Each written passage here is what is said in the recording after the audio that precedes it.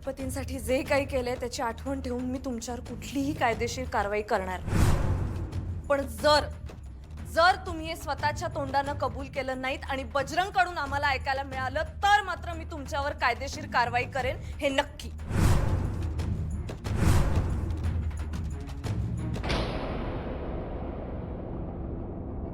तुम्ही काय करताय सुनबाई? तुमच्या तोंडानं पहिल्यापासून सगळं कबूल करणार आहात की याला सांगू देत?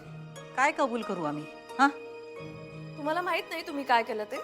काय केलं काय आम्ही? तेच जे तुम्ही केलंय. आम्ही काय केलंच नाही. हो, किती खोटं बोलताय तुम्ही. दादांत खोटं बोलताय. आम्ही खरंच बोलतोय. म्हणजे तुमचं असं म्हणणं आहे की तुम्ही याला जेलमधून बाहेर काढत नव्हता, तुम्ही याला हॉस्पिटलमध्ये पाठवत नव्हता, मला वेडी ठरवायचं आणि इथे बाबांशी लग्न करायचं हा तुमचा प्लॅन नव्हता. हवेत गोळ्या झाडू नका हो. खरं आहे अक्षरा, पहिल्यापासून हिला हेच हवं होतं. या घरात ह्या बाईनं पहिलं पाऊल टाकलं ना, तेव्हाच आमची श्रीमंती बघून डोळे फिरले होते हिचे. ग बसा जरा, ग बसा. हे बघा अधिपती, मी यांच्यावर कुठलेही आरोप करत नाहीये, जे सत्य आहे तेच सांगते. त्यांना बाबांशी लग्न करायचं होतं पण त्यांना मी या घरात नको होते.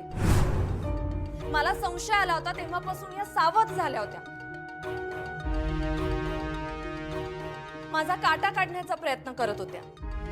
माझं शिक्षण नसतं तर मलाही असंच वाटत राहिलं असतं की मी खरंच वेडी झाली, मला भास होतायत. पण तसं नव्हतं. माझं डोकं ठिकाणावरच होतं. तुमचा प्लॅन फसला भुवनेश्वरी मॅडम, कारण तुमचे मनसुबे मी धुळीला मिळवले. काय प्लॅन केला होता तुम्ही? बाबांशी लग्न करायचं आणि मला वेडी ठरवायचं. हवेत गोळ्या झाडू नका. नाही अधिपती, हाच प्लॅन होता त्यांचा. हा यांचा प्लॅन होता, एकदम फुल प्रूफ.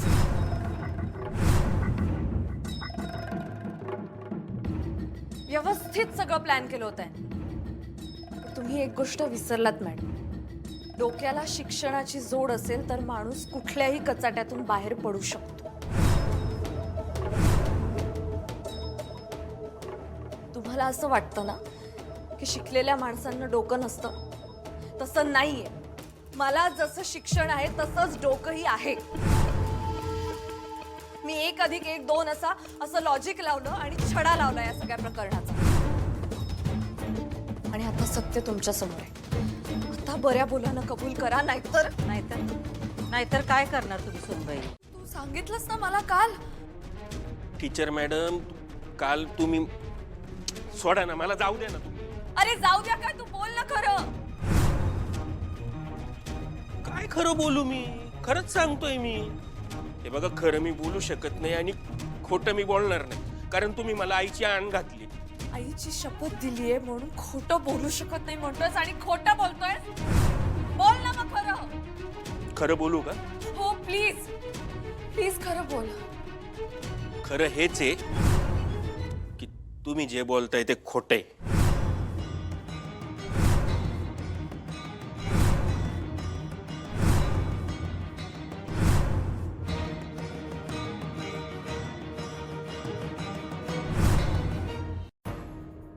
टीचर मॅडम, कशाला मला खोटं बोलायला लावताय? काय तमाशा लावलाय? मी खरंच सांगतोय. तू काय बोलतोयस, तुला कळतंय का? मला समजा कळतंय टीचर मॅडम, उलट तुम्हालाच कळत नाहीये. मी सांगत होतो तुम्हाला या शब्द बिप्त मला घालू नका. तुम्ही काय बोलल्या होत्या मला? तुमच्या विद्यार्थ्यासारखं यायचं, घाडाघाडा बोलायचं, एकदम घोकमपट्टी केल्यासारखं बोलायचं, मग तुम्ही मला तुमच्या वर्गातनं सोडून देणार. अरे काय बोलतोयस तू? काय घडाघडा घोकमपट्टी वगैरे काय बोलतोयस तू बजरंग? अरे तुला भीती वाटत होती ना? तुला भुवनेश्वरी मॅडमची भीती वाटत होती ना? त्या तुझा जीव घेतील असं वाटत होतं तुला? हे तू मला सांगितलं होतंस. मॅडमनी तुला जेल बाहेर काढलं, मग मी तुला बघितलं, मग अधिपती तिथे आले, त्यांनी बघितलं, त्यांनी तुला पुन्हा जेलमध्ये घातलं. तू घाबरत होतास ना यांना? तुम्हाला म्हटलं होतंस ना की मला भीती वाटते, भुवनेश्वरी मॅडम माझा जीव घेतील म्हणून. थोरल्या सरकार जीव घेतील माझा?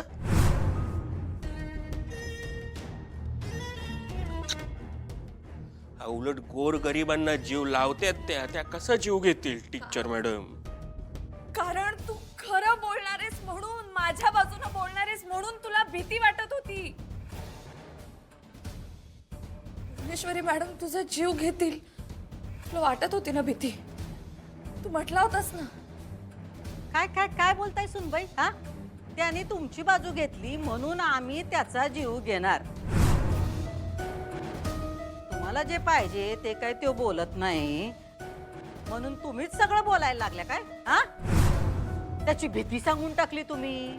आता त्याची स्वप्न बी सांगून टाका, ती बी तुम्हाला ठाव असतील नाही का? मॅडम तुम्ही थांबा प्लीज.